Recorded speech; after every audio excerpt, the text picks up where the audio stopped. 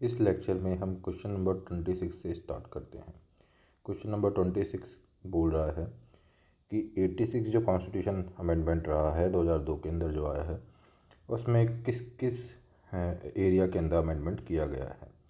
तो क्या fundamental duties में अमेंडमेंट हुआ 86 अमेंडमेंट में, फंडामेंटल राइट्स में हुआ, डीपीएसपी में हुआ। तो हमें पता है कि 86 अमेंडमेंट के through right to education article 21A में ऐड किया गया है, ये हमें याद है। फंडामेंटल ड्यूटी भी 86 अमेंडमेंट के थ्रू जोड़ी गई है, 2002 में एक फंडामेंटल ड्यूटी जोड़ी गई है, तो फंडामेंटल ड्यूटी में भी अमेंडमेंट हुआ है। एंड फाइनली हम डीपीएसपी की बात करते हैं। डीपीएसपी की भी डीपीएसपी में भी कुछ जोड़ा गया है, तो डीपीएसपी में भी अमेंडमेंट किया गया है। तो एक्चुअली में तीनों एरिया हैं जहाँ पे अमेंडमेंट किया गया है, तो इसमें आंसर डी हो जाता है। अब इसका आंसर हम पढ़ लेते हैं। तो जैसा कि इसमें बताया गया है 86 कॉन्स्टिट्यूशन अमेंडमेंट 2002 के अंदर 11th फंडामेंटल ड्यूटी ऐड की गई है, जो कि पार्ट जो फॉर ए है उसके अंदर ऐड की गई, ठीक है, आर्टिकल 51A में। टू और जो ड्यूटी ऐड की गई है वो एजुकेशन से रिलेटेड है, बच्चों की पढ़ाई से रिलेटेड है। To provide opportunities for education to his child और ward between the age of 6 and 14 years. तो यहाँ पे ऐड किया गया है। उसके बाद हम देखते हैं पार्ट 3 के अंदर, जो मैंने बताया था कि राइट टू एजुकेशन आया था बाद में। तो the state shall provide free and compulsory education to all childrens of the age of 6 to 14 years. तो यहाँ पे एज का क्राइटेरिया आपको याद रखना है। यहाँ पे 6 to 14 ईयर्स के बच्चों को एजुकेशन प्रोवाइड करना इस स्टेट की रेस्पॉन्सिबिलिटी है। यहाँ पे जो क्राइटेरिया रखा गया है डीपीएसपी में भी 6 to 14 ईयर्स रखा गया है, आपको ये भी याद रखना है, ठीक है। फंडामेंटल ड्यूटीज़ में भी 6 to 14 ईयर्स रखा गया है, और यहाँ पे भी जो आपका फंडामेंटल राइट है यहाँ पे भी 6 to 14 ईयर्स रखा गया है। और जो डीपीएसपी में अमेंडमेंट हुआ है उसमें अमेंडमेंट तो आपका फंडामेंटल ड्यूटीज़ हो गई और फंडामेंटल राइट्स हो गए। डीपीएसपी में आर्टिकल 45 के अंदर क्या ऐड किया गया है, the state shall endeavour to provide early childhood care and education for all children till the age of 6। तो इसमें एज ऑफ 6 तक बच्चों को सब कुछ देने की बात यहाँ पे की गई है। तो ये एज क्राइटेरिया आपको याद रखना है, और तीनों जगह अमेंडमेंट हुए हैं, इस चीज़ को हमने चेक कर लिया है। क्वेश्चन नंबर 27 के ऊपर चलते हैं, 26 के बाद में हम। तो ये बोल रहा है consider the following. Question number 27 start होता है, consider the following statement regarding the OPCW जो है organisation for prohibition of chemical weapons के लिए जो ऑर्गेनाइजेशन है उसके बारे में बात की गई है। कुछ पहली स्टेटमेंट बोलती है it is the implementing body for chemical weapons convention 1997। Okay, तो ये ठीक जाने की जनरलाइज स्टेटमेंट है। 1997 का केमिकल वेपन कन्वेंशन जो है उसको एक्चुअली में इम्प्लीमेंट करने के लिए बॉडी बनी है, तो जनरलाइज स्टेटमेंट है, ठीक रहेगी। It is authorise to perform inspection in signatory states, ये भी एक जनरलाइज स्टेटमेंट ठीक होने की संभावना बन जाती है। India is not a member of OPCW, ये गलत है, इंडिया मेंबर है OPCW का, तो आंसर ए हो जाता है। इसके बारे में देख लेते हैं OPCW के बारे में। तो जो organisation for prohibition of chemical weapons है ये एक इंडिपेंडेंट ऑटोनोमस इंटरनेशनल ऑर्गेनाइजेशन है with working relation with the United Nations. United Nations के ही परव्यू में ही काम करता है, वहीं से इसका रिलेशन बनता है, दो उसी के वर्किंग रिलेशन के अंदर है ये। तो लिखा हुआ है with a working relation with United Nations. OPCW is the implementing body of the chemical weapons convention. CWC जो केमिकल वेपन कन्वेंशन है उसकी इम्प्लीमेंटिंग वो जो बॉडी है वो OPCW है, विच enter into force in 1997। Okay, उसके बाद इसमें पता रखा है कि 193 कंट्रीज अभी इसमें है, और जो 98% ग्लोबल पॉपुलेशन को कवर करती हैं वो सभी इस कन्वेंशन का पार्ट है, ये सब कुछ बोला गया है। OPCW जो है ऑथराइज है perform inspection to verify the signatory states के अंदर जाके कि उस कंप्लाई कर रहे हो उस कन्वेंशन को, इसको चेक करने के लिए ऑथराइज है OPCW, इंस्पेक्शन करने के लिए ऑथराइज है, यहाँ पे ये लिखा हुआ है। उसके बाद इट इज़ इंडिया भी मेंबर है, India is the member of organisation for prohibition of chemical weapons, OPCW का मेंबर है इंडिया। रिसेंटली इंडिया जो हमारे जो कंट्रोलर ऑडिटर जनरल है कैग जो है has been chosen as the external auditor by A prestigious inter governmental organisation working for the chemical elimination of chemical weapons. तो हमारे कैग का यहाँ पे इससे अटैचमेंट हुआ है, अभी उनको as a external auditor consider किया गया है। एक्सटर्नल ऑडिटर के तौर पे उनको यहाँ पे हमारे कैग को लिया गया है। इस चीज़ को आपको याद रखना है। OPCW से इस तरह से लिंक हो जाते हैं कैग। क्वेश्चन नंबर 28 के ऊपर चलते हैं। CWC की बात चल रही है क्वेश्चन नंबर 28 के अंदर। जो CWC है जो कि 1964 में बता रहे हैं कि इसको एस्टेब्लिश किया गया था। स्टैट्यूटरी जो है आपका एक बॉडी है। तो पहली बात तो ये है बॉडी जो पहले एग्जीक्यूटिव एक्शन के थ्रू आई थी, तो पहली स्टेटमेंट आपकी गलत हो जाती है। It was establish on the recommendation of the second administrative reform commission. नहीं, ये संथानम कमेटी की रिकमेंडेशन पे आई थी, तो सेकंड लाइन में आपकी गलत हो जाती है। Its jurisdiction extended to the member of the all India services in the connection with the affairs of union. तो ये स्टेटमेंट आपकी सही हो जाती है। तो सी इसका आंसर निकल के आएगा केवल सी, केवल 3। ओके, तो इसमें रॉन्ग स्टेटमेंट पूछी है। अब आपको यहाँ पे थोड़ा याद रखना है। गलत स्टेटमेंट पूछी है, सही होती तो केवल 3 थी, लेकिन गलत पूछी है तो 1 और 2 इसकी स्टेटमेंट इसका आंसर हो जाएगा। इस चीज़ को याद रखना है। रॉन्ग स्टेटमेंट, गलत स्टेटमेंट पूछी है, इस वजह से आंसर 1 और 2 होने की वजह से बी निकल के आएगा। तो central vigilance commission is the apex agency है prevent corruption in the central government के अंदर। It works independently for of any executive authority. बिल्कुल इंडिपेंडेंटली ये काम करती है। ओके, उसके बाद में इसमें लिखा हुआ है it monitors all vigilance activity of various authorities under the central government. It also advise various central organisation planning, executing, reforming, reviewing the vigilance work. इसमें लिखा हुआ है it was established in 1964 by executive resolution of the central government. तो ये आपको याद रखना है। फिर बाद में इसको बैकअप दे दिया गया है, एक्ट लाया गया है 2003 के अंदर। सेंट्रल विजिलेंस कमीशन एक्ट जो है उससे इसको बैकअप दे दिया गया है, इसको एक वैधानिक दर्जा दे दिया गया है। It was established on the recommendation of the Santhanam committee on prevention of corruption. तो संथानम कमेटी की जो प्रिवेंशन ऑन करप्शन की रिकमेंडेशन के ऊपर इसको एस्टेब्लिश किया गया है। तो इसका कोई लिंक नहीं है ARC से। ओके, अब फिर फाइनली आता है कि ये वो जो थर्ड स्टेटमेंट है आपकी करेक्ट हो जाती है। अब हम चलते हैं इसमें क्वेश्चन नंबर 29 के अंदर। तो ये the state of world population report, the state of world population report 2021 was release by which of the following. किसके द्वारा रिलीज़ की गई है state of world population report 2021। तो जो ये रिपोर्ट रिलीज़ की गई है वो हम देख लेते हैं। फैक्चुअल क्वेश्चन है, क्वेश्चन नंबर 29 का आंसर देख लेते हैं। ए, यूनाइटेड नेशंस पॉपुलेशन फंड है, United Nations population fund, United Nations population fund, उसके थ्रू जो रिपोर्ट निकाली गई है वो है state of world population report 2021। तो इसके बारे में खुद देख लेते हैं। यूनाइटेड नेशंस पॉपुलेशन फंड क्या है। The United Nations population fund flagship state of world population report 2021। इस रिपोर्ट का टाइटल रहा है my body is my on. Okay, war launched. ठीक है, उसके बाद कुछ नहीं लिखा हुआ है इसमें, ज़्यादा इंपॉर्टेंट आता नहीं है। यही जो ब्लैक में हाईलाइटेड है उसको देख लेते हैं। यूनाइटेड नेशंस पॉपुलेशन एक फ़ंड है, is a subsidiary organ of UN general assembly. UNGA जो है और यूनाइटेड नेशंस जनरल असेंबली का ये एक सब्सिडियरी ऑर्गन है। Works as a sexual and reproductive health agency और बिगिन ऑपरेशन इन 1969। तो इसको आपको थोड़ा देख लेना है। उसके बाद क्वेश्चन नंबर 30 के ऊपर चलते हैं तेज़ी से। Consider the following statement regarding the amendment of the constitution under article 368।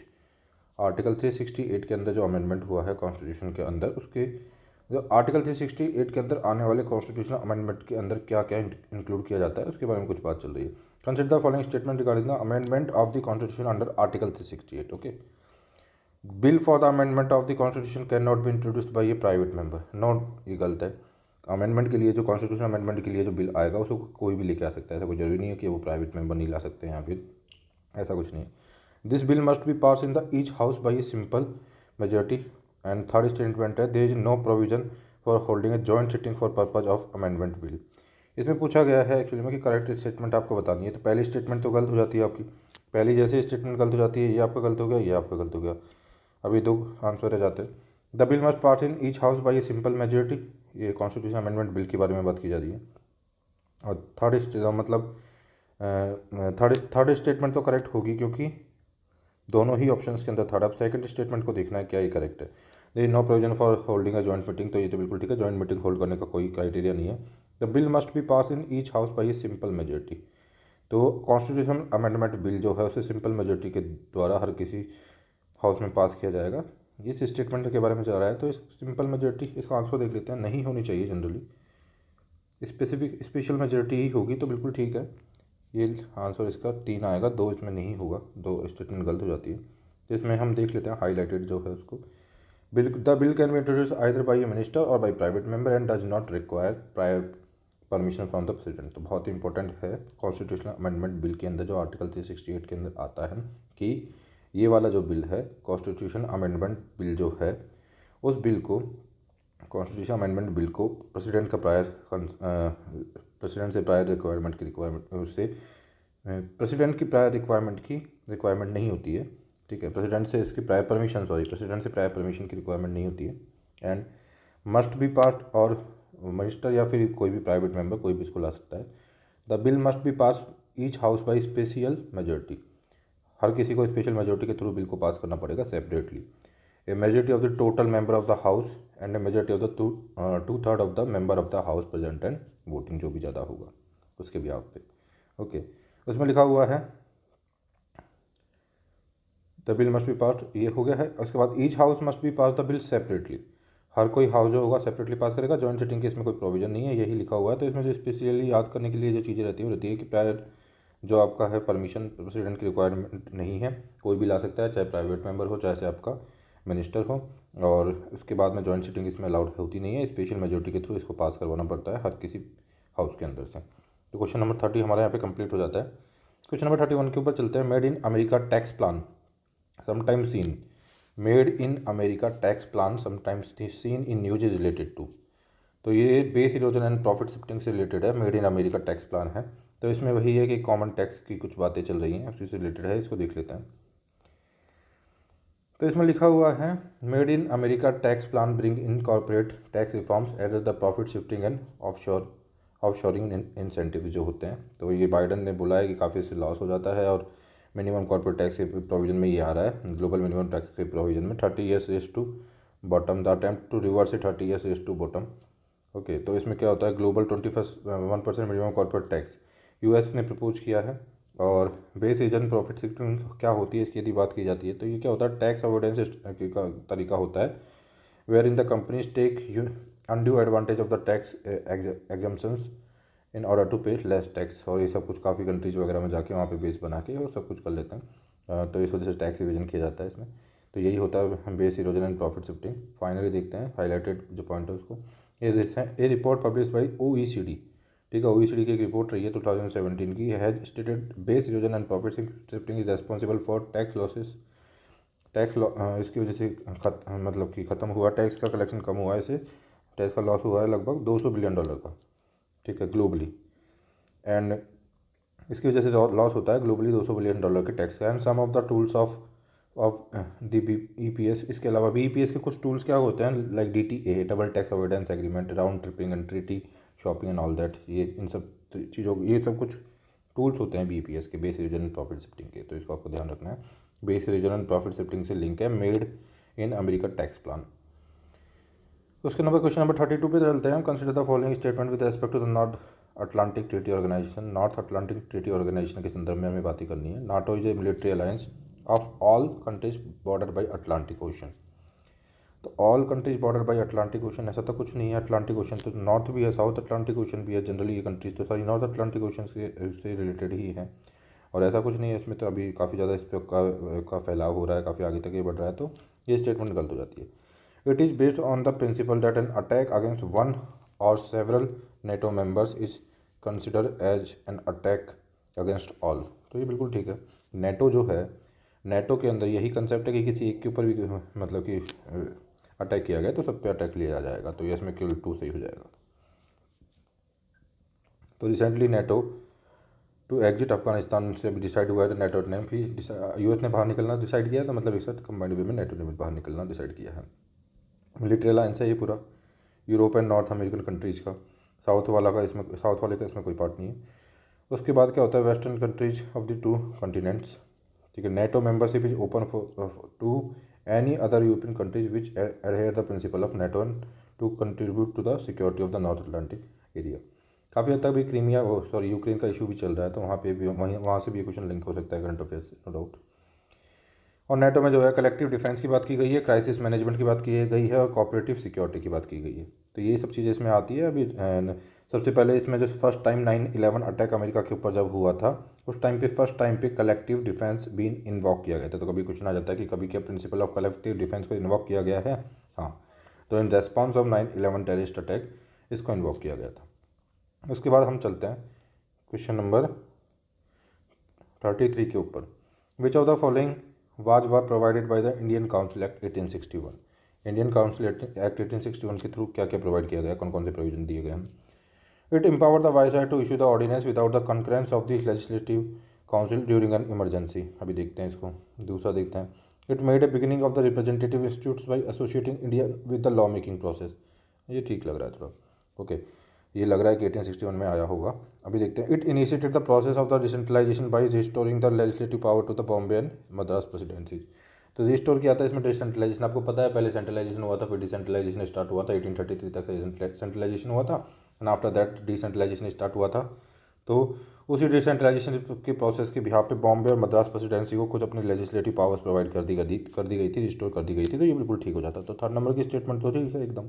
Second में है, इसमें क्या हुआ था कि Indians with law making process में कुछ अपना इन्वॉल्वमेंट दिखा पाएंगे। अब इसका आंसर हम देख लेते हैं थोड़ा, ठीक है।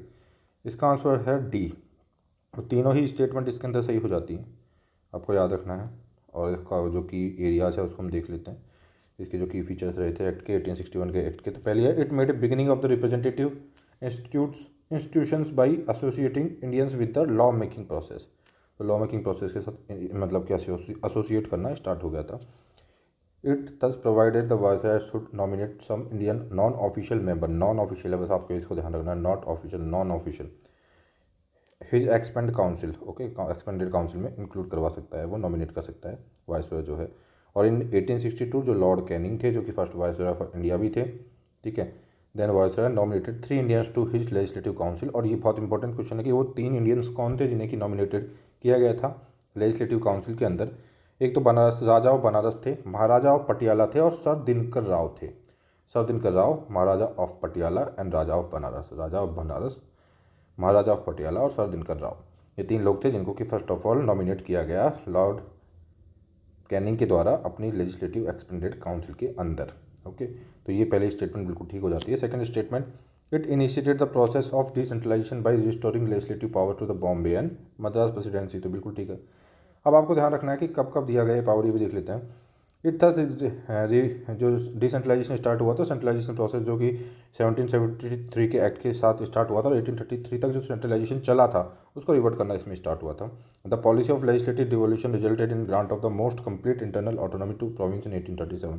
और जो डिसेंट्रलाइजेशन स्टार्ट हुआ, इसका जो कल्मिनेटिंग फेज था या इसका जो पीक फेज था वो 1937 का एक्ट 1937 पे आके फिनिश हुआ था, जबकि कंप्लीट इंटरनल ऑटोनॉमी प्रोविंस को प्रोवाइड कर दी गई थी, ओके। जो कि डिसेंट्रलाइजेशन का स्टार्टिंग यहाँ से हुई थी, वो 1937 में कुछ इस तरह से कल्मिनेट होती है कि complete internal autonomy to the province provide कर दी जाती है।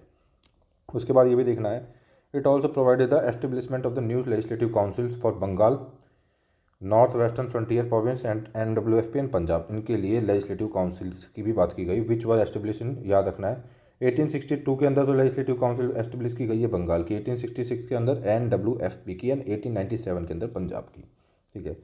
It empower the viceroy to make the rules and order for more convenient transition of business in the council. और ये सब बात की गई है। फाइनली हम देख लेते हैं इसके अंदर, it empower the viceroy to issue ordinance without the concurrence of the legislative council during an emergency. The life of such ordinance was 6 months. So जो आजकल होता है वैसे ही कुछ कि वाइसरॉय को एक अधिकार दिया गया था ऑर्डिनेंस को जारी करने का विदाउट कंकरेंस, कोई कंकरेंस की रिक्वायरमेंट नहीं थी लेजिस्लेटिव काउंसिल की कंकरेंस की उसके अंदर, और उसकी जो वैलिडिटी होती थी वो 6 महीने की हुआ करती थी। क्वेश्चन नंबर 34 के साथ डील करते हैं। Which of the following statement in the context of fundamental duties is not correct. Fundamental duty के संदर्भ में कौन सा जो बिंदु है, जो कौन सा जो पॉइंट है वो ठीक नहीं है। The fundamental duties can be implemented through some other legal provision. तो नो डाउट पार्लियामेंट को पूरी तरह से, हालांकि है नहीं कोई लीगल प्रोविजन अभी तक लाया नहीं गया है, बट पार्लियामेंट चाहे तो लीगल प्रोविजन ला सकती है। तो इसमें यही बोला गया है कैन बी इम्प्लीमेंटेड, या पहली स्टेटमेंट ठीक है। They help the courts in examining the constitutional validity of the law. तो ये भी जो लॉ होता है उसकी कॉन्स्टिट्यूशनल वैलिडिटी को इंश्योर करने के अंदर इसको यूज में भी लिया गया है, और ये भी स्टेटमेंट आपकी ठीक है, इसको यूज में लिया जा सकता है। The fundamental duties can be extended to foreigners living in India. देखो इसको अभी रोकते हैं थोड़ा। To uphold the protect sovereignty is a fundamental duty, बिल्कुल ठीक है। अब देखो ये बहुत एक स्टेटमेंट गलत है ये वाली। Fundamental duties can be extended to foreigners living in India, उनको एक्सटेंड नहीं की जा सकती, ये केवल जो इंडियंस होते हैं उन्हीं के लिए होती है। 34 के अंदर सी आंसर आएगा। अब इसमें यही बताया गया, थोड़ा सा हम पढ़ लेते हैं कि ये आर एनफोर्सेबल बाई लॉ है, यदि चाहे तो पार्लियामेंट कर सकती है ना, ऐसे प्रोविजंस ला सकती है पार्लियामेंट। और जस्टिस वर्मा ने क्या किया था, committee 1999 identified the legal provision for implementation of some of the fundamental duties, तो कुछ ऐसी बात थी, लेकिन है नहीं ऐसा कुछ, अभी प्रोविजन लाए नहीं गए हैं ऐसे कुछ भी। Fundamental duties help the court in determining and examining the constitutional validity of a law. जो लॉ होता है, कानून होता है, उसकी कॉन्स्टिट्यूशनल वैलिडिटी को चेक करने के लिए, उसको डिटरमाइन करने के लिए इसको फंडामेंटल ड्यूटी को लिया जा सकता है। Like in 1992 supreme court observe that the determining constitutionality of any law, if that law gives effect to any of the fundamental duty, it would be considered reasonable in relation to Article 14 equality before law, Article 19 6 freedom, and such law would not be termed unconstitutional।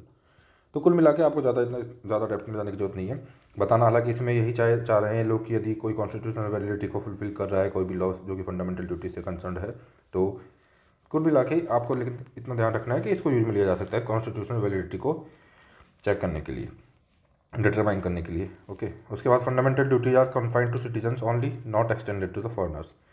ठीक है, fundamental duties केवल citizens को ही है। और यदि fundamental rights की बात की जाए तो आपको पता है, मैंने कल भी बताया था, आर्टिकल 15, 16, 19, 29 एंड 30 कुछ फंडामेंटल राइट्स है जो कि केवल इंडियंस के लिए हैं, सिटीजन्स के लिए हैं, और फॉरेनर्स के लिए नहीं है।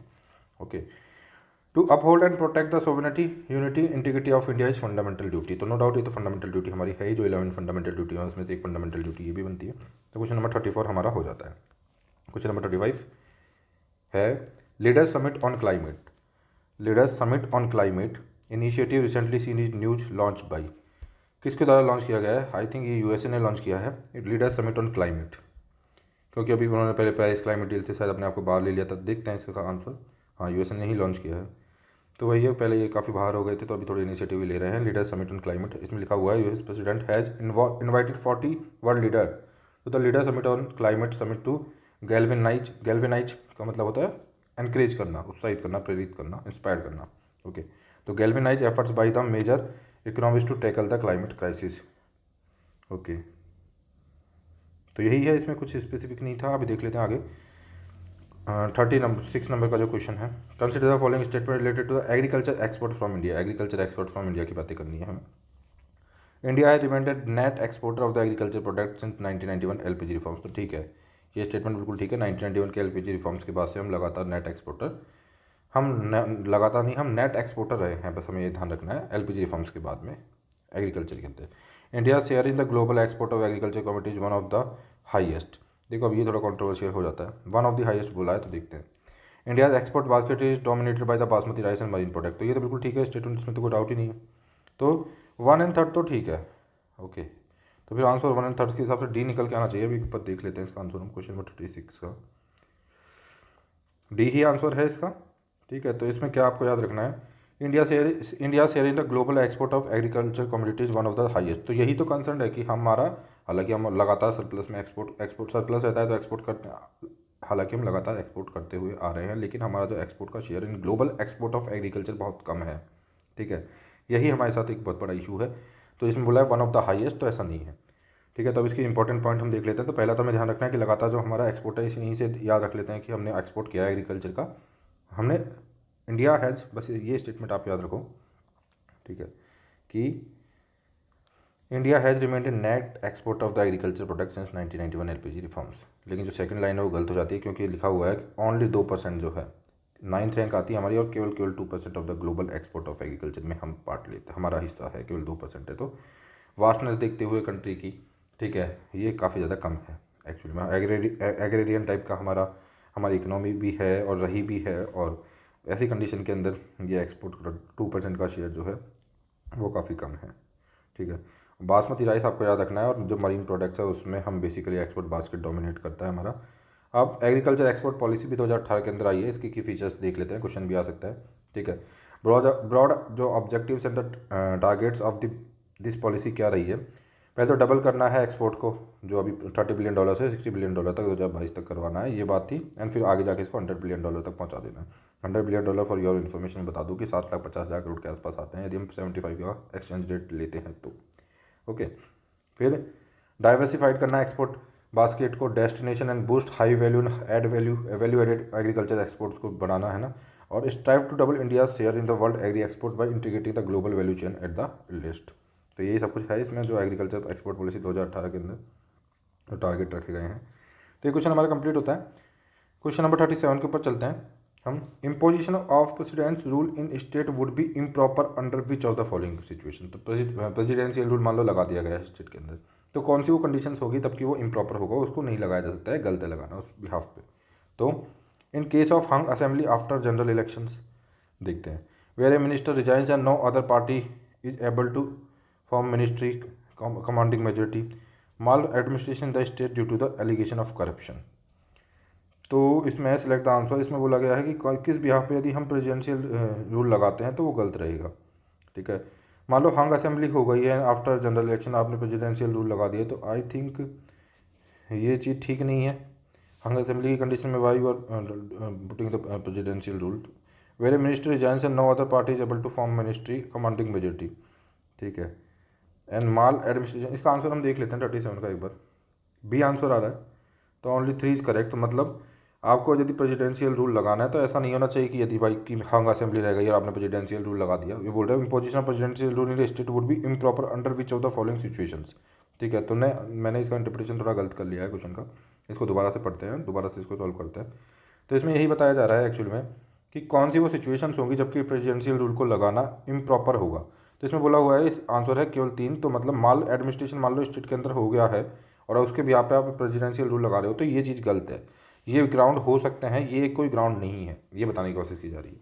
अब सॉल्यूशन देख लेते हैं। Where after general election to the assembly no party secure a majority, यदि किसी भी पार्टी ने मेजोरिटी सिक्योर नहीं की और हंग असेंबली बन गई है पूरी की पूरी, तो in that situation presidential rule को आप लगा सकते हो। और where a ministry resigns after is defeat in assembly और no party is willing to able to form the ministry commanding a majority in assembly, मान लो कि किसी ने रिजाइन कर दिया फिर कोई भी मतलब बना नहीं रहा, तो इस कंडीशन में भी आप कर सकते हो। लेकिन इसमें लिखा हुआ है imposition of the presidential rule in the state would be improper under the which of the following condition. तो इसमें कंडीशन बताई गई है, उसमें ये भी आती है कि माल एडमिनिस्ट्रेशन बेयरली है और उसके बिहाफ पे आपने लगा दिया तो वो गलत है। ओके, बट यदि हंग असेंबली का केस हुआ है, यदि मिनिस्ट्री रिजाइन कर दिया है और no party able to form new ministry ministry commanding majority, तो ऐसी कंडीशंस के अंदर अलाउड है ये लगाना, ये लीगल है, ये प्रोसीजरल है, मतलब ये लीगल है, ये लगा सकते हो इस बिहाफ पे। लेकिन ओनली आपने बोला कि माल एडमिनिस्ट्रेशन हो रहा है स्टेट के अंदर और एलिगेशन है करप्शन के अगेंस्ट द मिनिस्ट्री और स्ट्रिंजेंट फाइनेंशियल एक्सीजेंसी लग गई है स्टेट की, तो इस बिहाफ पे आपने प्रेसिडेंशियल रूल को लगा दिया, तो it is not okay, improper होगा ये। ठीक है, और भी सारे क्राइटेरियाज रखे गए हैं, जैसे वेयर मिनिस्ट्री ने रिजाइन कर दिया, चलो काफ़ी स्पेसिफाइड हो जाते हैं, हमें इतना ज़्यादा डेप्थ में जाने की रिक्वायरमेंट नहीं है। हम आगे चलते हैं क्वेश्चन के साथ। विच of the following were member of the interim government in, जो कि 1946 में जो इंटरिम गवर्नमेंट बनी है उसके मेंबर कौन कौन थे। तो लियाकत अली खान भी थे, सरदार पटेल भी थे, डॉक्टर राजेंद्र प्रसाद भी थे, तीनों ही थे। और देख लेते हैं इसके बारे में कुछ। तो इसका आंसर डी आ रहा है, तीनों थे। कुछ और भी देख लेते हैं इंटरिम गवर्नमेंट के मेंबर कौन कौन थे। तो interim government of India was form in 1946। It also include the viceroy and commander in chief of Britain and other members from all India Muslim League. The government has formed to assist the switch of British India to India and Pakistan. Members कौन कौन से थे जो interim government के थे। Pandit Jawaharlal Nehru as a vice president थे, सरदार पटेल थे, doctor Rajendra प्रसाद थे, डॉक्टर जॉन मथाई थे, जगजीवन राम थे, सरदार बलदेव सिंह जी थे, और श्री राजगोपालाचारी थे, और लियाकत अली खान थे। तो ये आपको याद रखना है। ओके, उसके बाद आता है अगला question, which of the following are the function of the constitution in a democratic country. तो कोई यदि डेमोक्रेटिक कंट्री है तो उसके अंदर कॉन्स्टिट्यूशन के क्या फंक्शंस हो सकते हैं यदि बात की जाती है। It checks the power of the government, पहला है it checks the power of the government. दूसरा है it act as an instrument of the political self determination. And third number पे बता रखा है it acts as an meaning to bring about social change in the peaceful manner. अभी देखो, democracy मान लो किसी कंट्री के अंदर हो गई है, और function of a constitution in a democracy, sorry दोबारा इस क्वेश्चन को हम देखते हैं कि जो एक डेमोक्रेसी होती है, which of the following is are the functions of a constitution in a democratic country. तो एक डेमोक्रेटिक कंट्री के अंदर कॉन्स्टिट्यूशन के क्या फंक्शन होते हैं। पहला बोला गया check the power of the government, बिल्कुल ठीक है, चेक करेगा पावर को, कॉन्स्टिट्यूशन होगा तो no doubt. It acts as a instrument of political self determination, ठीक है, ये भी स्टेटमेंट ठीक है। It acts as a meaning to bring about social change in the peaceful manner, ये भी ठीक है। तो डी आ जाना चाहिए 39 के अंदर, डी है, सभी चीज़ों को करेगा दी किसी डेमोक्रेटिक कंट्री के अंदर कॉन्स्टिट्यूशन लाया गया है तो, ठीक है। तो इसमें लिखा हुआ है constitution provide these basic rules and there for prevent states from turning tyrannical, तो टायरेनिकल होने से बचाता है जो कॉन्स्टिट्यूशन होता है वो, ये लिखा गया है। Constitution as a mean of democratic transformation, है ना, it is widely agreed that one reason for having constitution is need to restrict the exercise of power, experience of state power the world over the shows that most states are prone to harming the interest of the least some individuals and groups. If we need to draw the rules the game in such a way that the tendency of the states continuously checked, ठीक है। तो ये सब कुछ वही लिखा गया है, हमें इस पर ज़्यादा नहीं जाना, अभी देखते हैं। मोरओवर हितैर्थो कॉलोनाइज पीपल जो हैं constitutions announce and embody the first real exercise of political self determination, तो ये सभी इसको करते हैं। ओके, क्वेश्चन नंबर 40 के ऊपर चलते हैं। Which of the following statement is correct in context of the constitutional reforms introduce by the British through the various act, तो कौन कौन से एक्ट के थ्रू जो कॉन्स्टिट्यूशनल अमेंडमेंट आए हैं वो ठीक है, वो देखना बता रहा है इसमें क्वेश्चन में। Government of India 1935 introduce dyarchy at the centre, बिल्कुल ठीक है, डायरकी एट द सेंटर आई थी गवर्नमेंट ऑफ इंडिया 1935 के थ्रू, और 1919 के through dyarchy at the province आई थी। ओके, और क्वेश्चन नंबर 2 बोलता है Indian council act of 1909 introduce communal representation for Sikh and Anglo Indians, नहीं, ये 1919 के अंदर आया था, सिख और एंग्लो इंडियंस के लिए 1919 में आया था, पहले नहीं आया था, 1909 में नहीं था।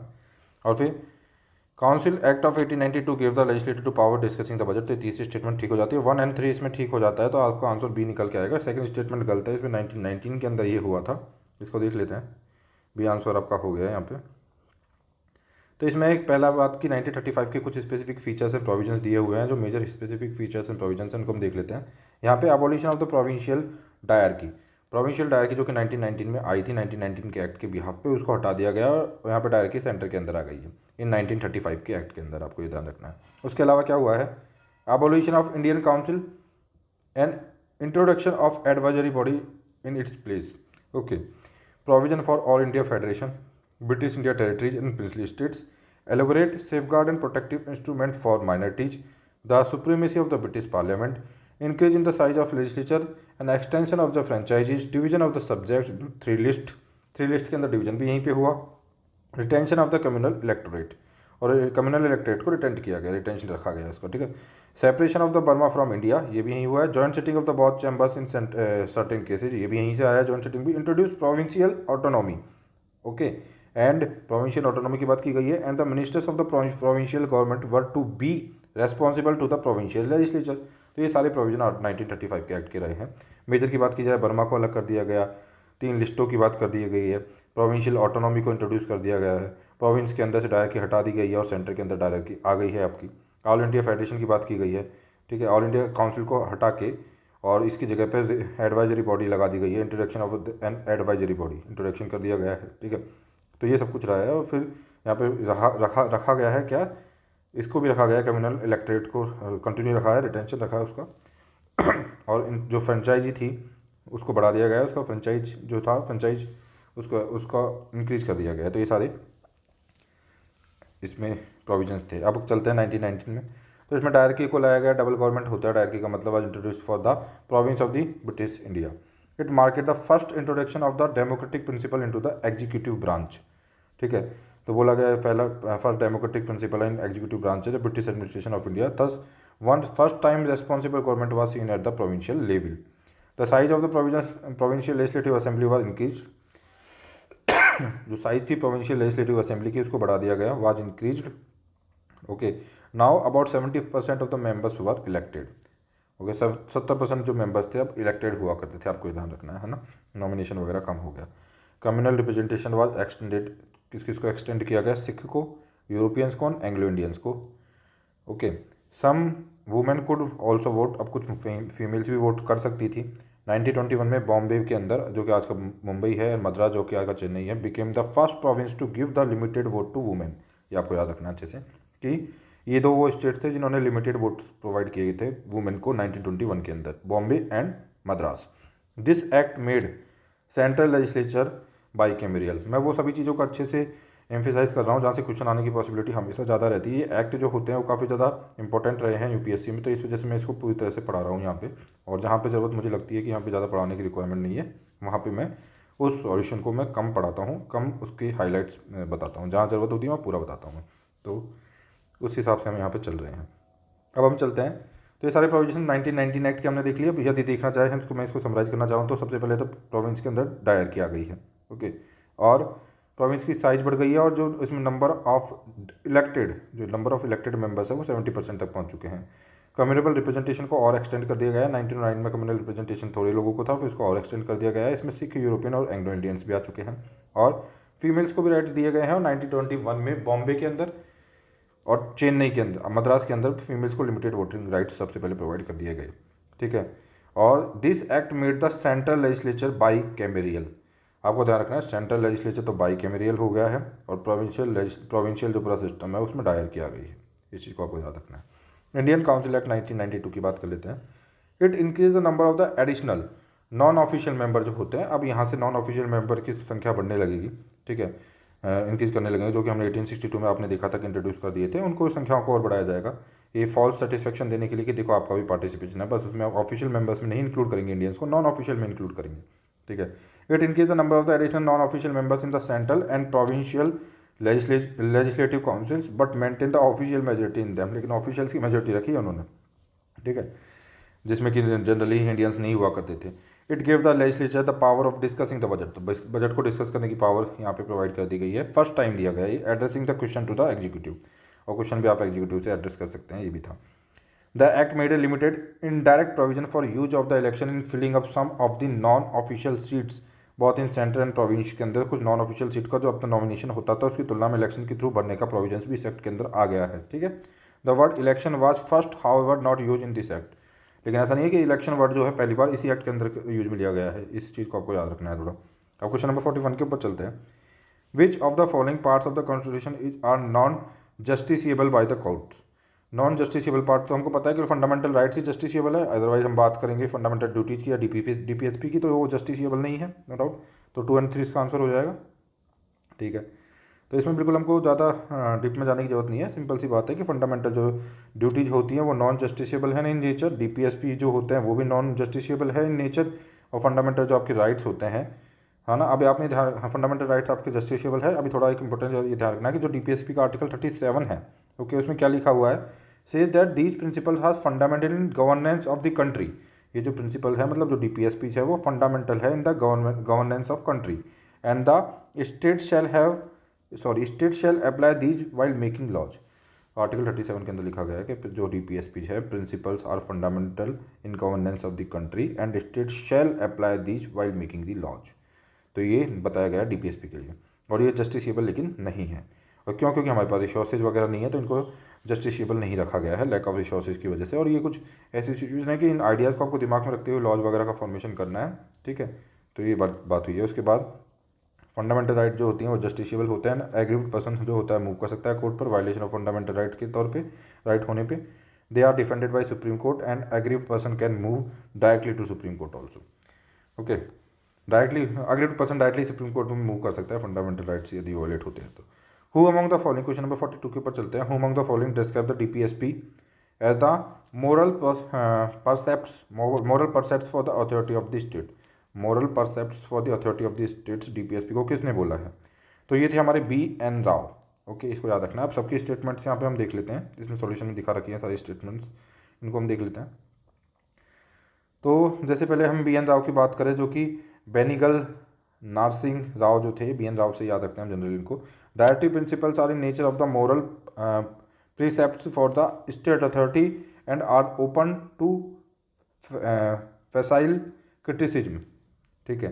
That the constitution is not the place for moral prospect, ठीक है, precepts, sorry moral precepts, okay. ये याद रखनी है आपको लाइन एक्चुअली में कि मोरल प्रीसेप्ट्स जो हैं वो for the authority of the state, ये किसने बोला है?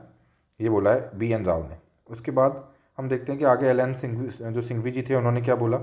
ये आपको ध्यान रखना है कि जो BN राव थे वो कॉन्स्टिट्यूशनल एडवाइजर थे टू कॉन्स्टिट्यूशनल असेंबली के लिए, ठीक है। और एल एम सिंघवी जी ने क्या बोला, एन एमिनेंट जूरिस्ट हुआ करते थे एल एम सिंघवी जी, ठीक है, एंड डिप्लोमेट थे। Said that the DPSP are the life living provisions for of the constitution. तो life living provisions of the constitution DPSP, ये भी स्टेटमेंट आ जाती है, किसने बोली है, तो एल एम सिंघवी ने बोली है। टीटी जो कृष्णामाचारी हैं, उन्होंने क्या डिस्क्राइब किया है, DPSP is a veritable dustbin of sentiments, is a veritable dustbin of sentiments. And K Santhanam जो थे, ओके, उन्होंने K Santhanam has appointed out the DPSP lead to constitutional conflict की तरफ लीड कर सकते हैं। और इन्होंने बोला कि बिटवीन द सेंटर स्टेट में कॉन्फ्लिक्ट हो सकता है, between the president and prime minister में कॉन्फ्लिक्ट हो सकता है, between the governor and chief minister में कॉन्फ्लिक्ट हो सकता है, ठीक है। और उन्होंने आगे ये भी बोला कि अकॉर्डिंग टू हिम, मतलब उनकी ये भी स्टेटमेंट थी एक्चुअल में, कि according to him the centre can give direction to the state with regard to the implementation of these principle and in case of non compliance can dismiss the state government. तो इस तरीके की के संतानम की इसके बारे में विचार थे। क्वेश्चन नंबर 43 के ऊपर चलते हैं तेजी से। The government of India can grant a certificate of naturalisation to a person if, मतलब जो आपको सिटीजनशिप आप एक्वायर करते हो ना विद नेचुरलाइजेशन, तो वो किसको दिया जा सकता है वो सर्टिफिकेट, गवर्नमेंट ऑफ इंडिया किसको दे सकती है वो सर्टिफिकेट, उसके बारे में यहाँ पे बात चल रही है। तो पहला, he is a citizen of any country and undertake to renew the citizenship of that country. तो पहला तो ये देखते हैं अभी, है ना। He has adequate knowledge of language specified in the 8th schedule of the constitution, ये ठीक है। He has resided in India continuously for last 7 years, ये क्राइटेरिया गलत है, 11 ईयर्स का क्राइटेरिया होता है, 14 आउट ऑफ 14 ईयर्स 11 ईयर्स का क्राइटेरिया होता है। तो थर्ड नंबर की स्टेटमेंट गलत हो जाती है, तो ये गलत, ये गलत, ये गलत, तो आंसर निकल जाएगा 1 और 2, तो ये बिल्कुल ठीक है। तो 43 का आंसर हम देख लेते हैं, ये आएगा, बिल्कुल ठीक है। इसमें क्या लिखा हुआ है, सेंट्रल गवर्नमेंट में on application grant a certificate of naturalisation to any person not being an illegal migrant, नहीं होना चाहिए, लेकिन वो इस चीज़ को ध्यान रखना, किसी को भी दिया जा सकता है लेकिन इलीगल माइग्रेंट नहीं होना चाहिए। If he possesses the following qualification, that he is not a subject और citizen of any country where citizens of India are prevented from becoming the subjects of citizens of that country by naturalization, तो ऐसी country का वो नहीं होना चाहिए member. He is a citizen of any country and undertake to renew the citizenship of that country, है ना। उसके बाद लिखा हुआ है डैट, वो स्टेटमेंट पढ़ा था मैं क्वेश्चन की, ओके। अब सेकंड स्टेटमेंट सॉल्यूशन की देखते हैं। That if he is a citizen of any country he undertakes the renew the citizenship of that country, in that event his application of Indian citizenship being, उसको ले लेंगे हम, स्वीकार कर लेंगे, ठीक है। ये सारी चीज़ें हैं। अब आपको याद रखना है बस थोड़ा सा कि इसमें स्पेसिफिक जो प्रोविजंस हैं उनको नीचे वालों को हमको देख लेना है। That during the 14 years immediately proceedings, ठीक है। तो मतलब 14 साल जो पहले रह रहा है, period of the 12 months, apply करने के 12 महीने से पहले ही आइदर रेजिडेड इन इंडिया और service of government of India, मतलब यहाँ पे आपको ध्यान रखना है 11 ईयर्स का क्राइटेरिया है, पहली बात तो, ठीक है, ये ध्यान रखना है, अब ज़्यादा आपको उलझना नहीं है इसके अंदर। और बाद में है that he has a adequate knowledge of the language specified in the 8th schedule, तो ये बात है, तो 2 क्राइटेरिया हो जाएंगे, ये एंड ये, लेकिन यहाँ पे जो 7 साल है ये 11 साल का क्राइटेरिया आपको याद रखना है। अब क्वेश्चन नंबर 44 के ऊपर चलते हैं। The comptroller and auditor general जो कैग है उनके बारे में बात चल रही है यहाँ पे, of India can perform the audit of account of the which of the following, किस किस की ऑडिटिंग कर सकता है। तो देखो, यूनियन गवर्नमेंट मिनिस्ट्रीज की ऑडिटिंग तो कर ही लेगा, एयर इंडिया की भी कर लेगा, स्टेट कोऑपरेटिव सोसाइटीज़ की ऑडिटिंग का यहाँ पे कोई प्रोविजन नहीं है, इनके लिए तो 1 और 2 इसका आंसर हो जाएगा, बी आंसर हो जाएगा 44 के अंदर, ठीक है। तो इसमें यही बोला गया है, इनकी तो आप ऑडिटिंग वो कर ही लेंगे। अब जो इसमें स्पेसिफिक जो एरिया है उसकी बात कर लेते हैं। क्वेश्चन नंबर 3 में कौन करेगा जो स्टेट कोऑपरेटिव सोसाइटी की auditing, CAG does not audit the accounts of the state cooperative societies, ये ध्यान रखना है आपको। द स्टेट लेजिस्लेचर में make provision for auditing of accounts of the cooperative societies के जो भी ऑडिटिंग करेगा उसका प्रोविजन स्टेट वगैरह बनाएगा, स्टेट लेजिस्लेचर बनाएगा। Every cooperative shall be audited by auditor appointed by the general body of cooperative society, ठीक है। उसके बाद क्वेश्चन नंबर 45 पे चलते हैं। NHRC की बात की गई है, national human rights commission NHRC, NHRC की बात चलिए, has a limited role with respect to violation of human rights by the armed forces, which of the following statement is correct in this regard.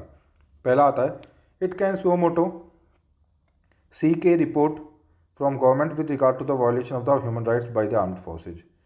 हाँ, तो ये कर सकती है government से, no doubt. The government is required to inform about the action taken on the recommendation of NHRC within 3 months, तो ये भी ठीक है। तो दोनों इसमें सी आंसर हो जाना चाहिए, देखते हैं। सी ही आंसर है इसका।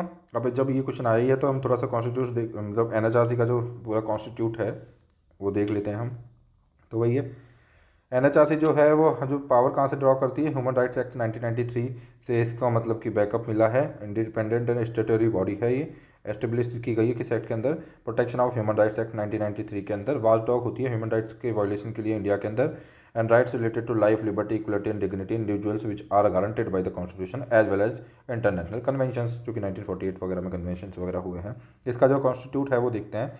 चेयरपर्सन होता है who has been chief justice of supreme court और ए जज ऑफ द, अभी इसमें थोड़ा सा अमेंडमेंट भी हुआ था, तो chief justice of supreme court भी हो सकता है, ठीक है, और जज ऑफ द सुप्रीम कोर्ट भी हो सकता है, दोनों ही हो सकते हैं। जो दो मेंबर होते हैं उनको नॉलेज होती है ह्यूमन राइट्स की फील्ड के अंदर, एंड अपॉइंट किए जाते हैं and to be appointed by the member of the NHRC. तो to be appointed as a member of NHRC. उसके अलावा क्या कौन कौन इसके मेंबर होते हैं, जितने भी कमीशंस हैं उनके जो भी चेयरपर्सन है वो उनके मेंबर होंगे, like national commission for schedule caste, national commission for schedule tribe, national commission for women, national commission for backward class, national commission for protection of child rights and chief commissioner for persons with disability. तो ये सब हो जाएंगे suo motu वगैरह, दोनों ही statement ठीक है, इसको याद रख लेना आपको। 3 मंथ के अंदर गवर्नमेंट को पूरा तरीके से बताना पड़ेगा, और यह सुओ मोटो आप मांग सकते हैं, ये दोनों ही स्टेटमेंट ठीक हो जाती है। क्वेश्चन नंबर 46 के अंदर हम चलते हैं। The constitution of India originally provided for which of the following provisions related to citizenship. Starting में जब ओरिजिनली जब कॉन्स्टिट्यूशन बनाता था कौन कौन से सिटीजनशिप के प्रोविजंस को बताया गया था। Modes of acquiring citizenship after the commencement of the constitution, तो ये तो कैसे आएगा, ये तो सिटीजनशिप एक्ट के अंदर आएगा। जो मोड्स ऑफ एक्वायरिंग आपको सिटीजनशिप करनी है तो ये नहीं आएगा। Procedure describing the registration of the person of PIO regarding outside India, ये हो जाएगा। Mechanism of granting citizenship after rights to person migrated from Pakistan to India, ये भी हो जाएगा। तो 2 और 3 इसमें आएगा, तो बी आंसर हो जाना चाहिए, ठीक है बिल्कुल। और क्योंकि देख लिखा हुआ है कि modes of acquiring citizenship after the commencement of the constitution, तो मोड्स ऑफ एक्वायरिंग सिटीजनशिप का प्रोविजन तो फिर जो भी एक्ट आएगा उसमें होगा ना। तो जो एक्वायरिंग का जो भी प्रोविजंस है वो एक्चुअली में 1995 according to the citizenship act 1995 was enacted किए गए हैं। The modes of acquiring the citizenship after the commencement was left to the parliament to the legislature, parliament to legislate, और इसमें एक्ट बना दिया गया 1955 का। उसके बिहाफ पे modes of acquiring of the citizenship after the commencement of the constitution होता है। उसके अलावा जो भी आर्टिकल 5 to 8 है वो किससे डील करते हैं, हमारे कॉन्स्टिट्यूशन के आर्टिकल 5 to 8 डील करते हैं जो भी डोमिसाइल इंडिया में रहा है, माइग्रेट किया है बंदा, मतलब जो भी है वो पाकिस्तान से, या जो भी है पर्सन, एक्चुअली में नॉट बंदा, पर्सन, जो पर्सन जो कि माइग्रेट करते हैं पाकिस्तान से, इसमें मेल फीमेल सभी आ जाते हैं, सभी को इंक्लूड किया गया है, ठीक है, जितने भी जो टाइप के जेंडर्स होते हैं सबको इंक्लूड किया था। एंड पर्सन्स माइग्रेटेड टू, इसलिए इस वजह से पर्सन लिखा हुआ है, पर्सन्स इसमें जेंडर न्यूट्रल है, जेंडर से कोई मतलब नहीं है यहाँ पे एक्चुअली में। Person migrated to Pakistan but later return, और ये सारे प्रोविजन इसके अंदर आते हैं। क्वेश्चन नंबर 47 के ऊपर हम डील करते हैं। Which of the following directive principles were added through constitutional amendment acts, कौन कौन से DPS पे जोड़े गए हैं कॉन्स्टिट्यूशनल अमेंडमेंट एक्ट के बिहाफ पे, आपको ये बताना है। पहले ओरिजिनली नहीं थे लेकिन बाद में ऐड किए गए। पहला, to promote equal justice and to provide free legal aid, okay, to promote improve the environment of safeguard forest and wild life, to minimize the inequalities in the income of status, ये तो originally था I think, minimize, एक minute देखते हैं। To raise the level of the nutrients and the standard of living with the people to the improve public health, इन दोनों में से कोई ना कोई ओरिजिनली था। कौन सा ओरिजिनली था उसका हम सॉल्यूशन देख लेते हैं। तो इसका आंसर निकल के आएगा, ए निकल के आ रहा है। हाँ, तो मतलब ये ओरिजिनली था 4 नंबर पे, 3rd नंबर का अमेंडमेंट के थ्रू ऐड किया गया है, ये निकल के आता है 1 2 3। तो ये सब चीज़ अमेंडमेंट से ऐड की गई है, और 4th नंबर पे जो आता है वो ओरिजिनली था। थोड़ा सा देख लेते हैं इसको। 42 जो अमेंडमेंट रहा 1976 के अंदर, उसमें 4 DPSP को ऐड किया गया है। वो कौन कौन से हैं, to secure opportunity for the healthy development of the children, article 39 के अंदर आता है, ठीक है, चिल्ड्रन के हेल्दी डेवलपमेंट के लिए जो भी सब कुछ होगा for healthy development of children, ठीक है, उसको आर्टिकल 39 में ये चीज़ आती है, ठीक है। उसके बाद टू प्रमोट, जो 4 न्यू DPSP क्या किए गए हैं, ऐड किए गए हैं, उसकी बात चल रही है। To promote equal justice and to provide legal aid, free legal aid, ये आर्टिकल 39A के अंदर आता है। To take steps to secure the participation of workers in the management of the industry, 43A के बात इसमें चल रही है, ओके। उसके बाद to protect the improve environment and to safeguard the forest, 48A के अंदर ही आई है। लेकिन बाद में भी ऐड की गए हैं, 44 अमेंडमेंट के ऐड के थ्रू भी किया गया और 86 के थ्रू भी किया गया है, तो वो भी देख लेते हैं हम। 44 के थ्रू जो ऐड किया गया है वो किया गया है आर्टिकल 38 के अंदर ही, which require the state to minimize inequalities in income status and facilitate the opportunities, तो इनकम इनइक्वलिटीज वगैरह को कम करना है, ये आर्टिकल 38 के अंदर इसको अमेंड करके डाला गया है, ये चीज़ का ध्यान रखना है आपको। और 86 के थ्रू जो आया था, हमें पता ही है क्या आया था 86 के through, subject matter of article 45 इसमें आया था, जो इसको हमने पहले भी पढ़ रखा है। और जो फाइनली है 97 के थ्रू जो आपका कोऑपरेटिव सोसाइटी वाला आया जो कि 43B के अंदर आ जाता है। एंड रेजिंग द लेवल, आपको देखना है रेजिंग द लेवल, देखना ये वाला ओरिजिनली था, जो ये बात चल रही है ना, ये वाला ओरिजिनली था, ये अमेंडमेंट नहीं आया, अमेंडमेंट के बाद नहीं आया ये। Raising the level of the nutrients and the standard of the living of the people and improving health, public health under article 47 has been there since the adoption of the constitution, है ना, and not added by way of amendment. तो ये starting से ही था, तो ये आपका 1 2 3 इसमें आंसर हो जाएगा। क्वेश्चन नंबर 48 के साथ डील करते हैं। Arrange the following events of the Constitutional Assembly in the correct chronological sequence। तो chronological sequence करेक्ट रखते हुए इसको हमको देखना है। तो इसमें आएगा सबसे पहले तो नेशनल फ्लैग को हमने ले लिया था, फिर हमारे कॉमनवेल्थ की मेंबरशिप हमने ले ली थी, और फिर फाइनली हमने नेशनल एंथम ले लिया था। तो इसमें 2 1 3, अभी देखते हैं थोड़ा सा इसको, 2 1 3 ही आ रहा है। तो सबसे पहले नेशनल फ्लैग को हमने कब ले लिया है, आपको ध्यान रखना है स्टार्टिंग में total strength of the constitutional assembly हुआ करती थी 389 थी, उसमें 296 सीट्स जो थी वो ऑलरेडी टू ब्रिटिश इंडिया के अंदर थी, और 93 जो सीट्स थी वो प्रिंसली स्टेट्स के पास हुआ करती थी। द अडोप्टेशन जो फ्लैग का अडॉप्ट किया है वो हमने 22 जुलाई 1947 को किया है, 22 जुलाई 1947 को हमने अडॉप्ट कर लिया है फ्लैग को।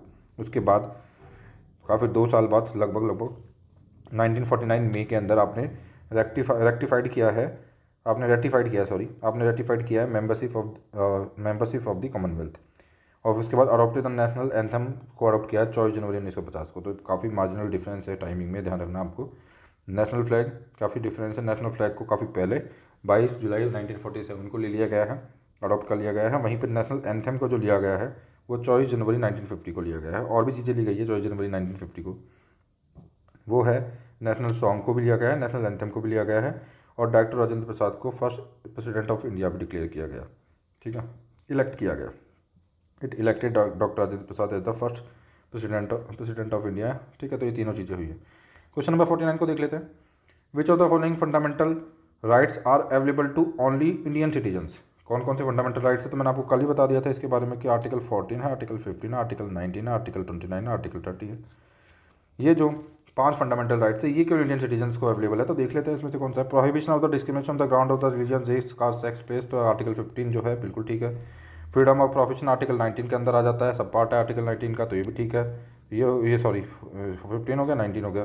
Right of minority to establish any administrate educational institutes, ये आ जाएगा। प्रोहिबिशन ऑफ द ट्रैफिक, तो ये 29 30 की बात आ जाएगी कुछ यहाँ पे, ठीक है। और ये चौथे नंबर का है, ये ऐसा नहीं है कि किसी को है, तो 1 2 3 इसका आंसर हो जाएगा। तो इसमें आंसर हो जाएगा 1 2 3, तो ए आंसर निकल के आएगा। और मैंने इसका जितना भी एक्सप्लेनेशन है वो कर चुका हूँ, तो इसमें कोई दिक्कत नहीं। आर्टिकल 29 और आर्टिकल 30 को आप थोड़ा सा ऊपर रीड आउट कर लेते हैं, ठीक है।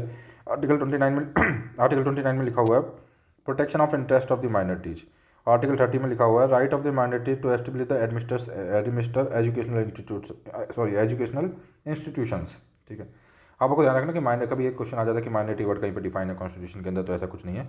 और दूसरी चीज़ ये भी याद रखनी है कि आर्टिकल 29 के अंदर जो माइनॉरिटी वर्ड जोड़ा गया है, लेकिन इसका इंटरप्रिटेशन कुछ इस तरह से निकला है कि आर्टिकल 29 केवल माइनॉरिटीज के लिए नहीं है, मेजॉरिटी के लिए भी हो सकता है वो, ठीक है, किसी के लिए भी हो सकता है, तो इसको याद रखना है। उसके बाद क्वेश्चन नंबर 50 के ऊपर चलते हैं। लास्ट क्वेश्चन है आज का। The expression union of states under article 1 Indian constitution include which of the following. देखो यूनियन ऑफ स्टेट्स का मतलब सिंपल सा है, जितने भी स्टेट्स हैं ना उनका यूनियन, इसमें टेरिटरीज को काउंट नहीं किया जाता है, इसको याद रखना आपको, है ना। तो इसके बिहाफ पे इस क्वेश्चन को करते हैं। जो यूनियन ऑफ स्टेट्स के अंदर क्या क्या इंक्लूड करता है, तो टेरिटरीज ऑफ द स्टेट्स, ठीक है, territories of the states, union territory that may be acquired by the government of India at any time. तो टेरिटरीज ऑफ स्टेट तो हो जाएगी, क्योंकि यूनियन ऑफ स्टेट्स है तो टेरिटरीज ऑफ द स्टेट्स तो हो जाएगी। फिर यूनियन टेरिटरीज इसमें नहीं आएगा क्योंकि केवल स्टेट्स की बात चल रही है। और उसके बाद टेरिटरीज में भी acquire by government at any time, तो ये भी नहीं आएगा क्योंकि बाद में एक्वायर करेंगे तब की तब देखेंगे। तो ये किसमें केवल आना चाहिए, टेरिटरीज ऑफ द स्टेट्स। तो ए आंसर इसके अंदर बी आंसर होना चाहिए। इस बिहाफ पे देखते हैं बी आंसर है। तो इसको आपको स्पेसिफिकली ध्यान रखना है कि जब यूनियन ऑफ स्टेट्स की बात आएगी तो मेयरली केवल जो टेरिटरीज ऑफ स्टेट्स है उसी को हम काउंट करेंगे। यूनियन ऑफ स्टेट्स की बात आएगी तो यूनियन ऑफ स्टेट है वो एक छोटा वर्ड है, मतलब एक तरीके से नैरो इंटरप्रिटेशन है। और यदि इसी की जगह यूनियन ऑफ स्टेट्स जो है उसकी जगह यदि हम बोलेंगे, क्या बोलेंगे, यदि हम टेरिटरी ऑफ इंडिया बोलेंगे तो उसमें सब चीज़ें आ जाएंगी, लाइक यूनियन टेरिटरीज आ जाएंगी, और फिर जो भी टेरिटरीज हम इन फ्यूचर एक्वायर करेंगे वो सब भी आ जाएगी। तो बस यही था इस क्वेश्चन के अंदर और कुछ नहीं था। स्पेसिफिकली आपको याद रखना है कि क्या डिफरेंस है टेरिटरी ऑफ इंडिया के अंदर और यूनियन ऑफ स्टेट्स के अंदर, ठीक है। तो क्या डिफरेंस था वो मैंने बता दिया है। तो यही था क्वेश्चन नंबर 50। तो इस लेक्चर को आज हम यहीं पे रुकते हैं। अगले लेक्चर के अंदर हम क्वेश्चन करेंगे आगे, थर्ड पार्ट के अंदर, ये सेकंड पार्ट था। ओके, अब आगे मिलते हैं।